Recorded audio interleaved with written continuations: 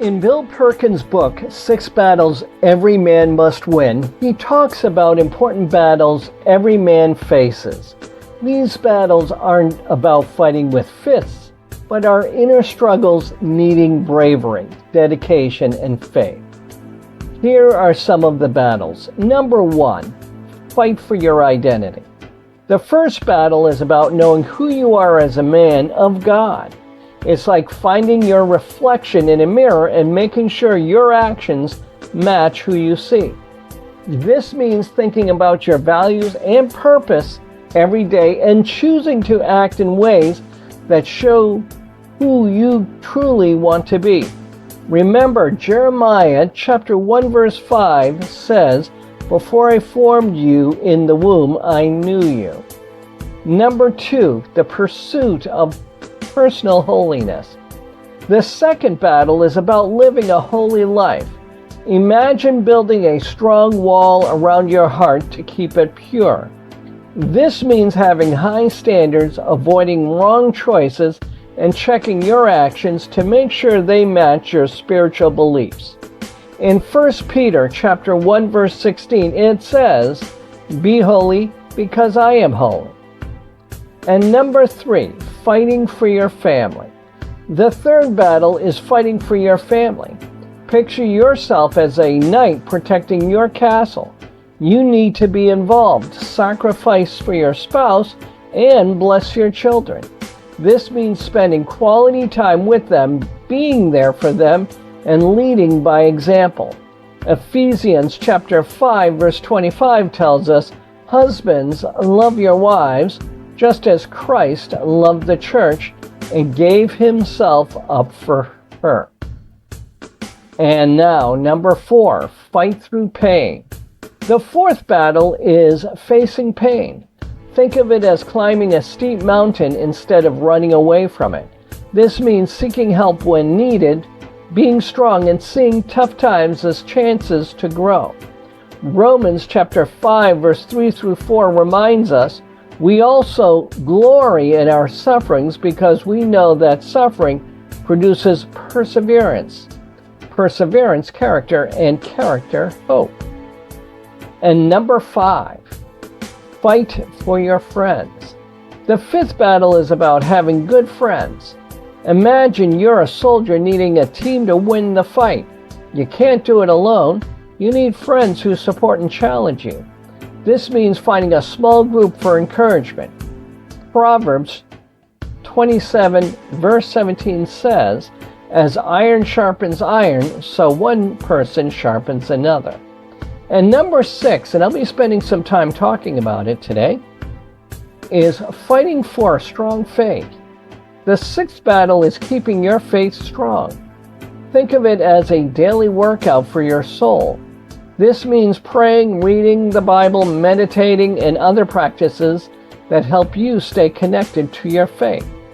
James 4:8 encourages us, "Come near to God, and He will come near to you." Maintaining strong faith is like doing a daily workout for your soul. Just as you need to exercise regularly to keep your body fit, you must engage in spiritual practices like prayer, reading the Bible, and meditation to keep your faith strong. This requires consistency and effort. James 4:8 says, "Come near to God, and He will come near to you." This means that if you take steps toward God, He will come closer to you too.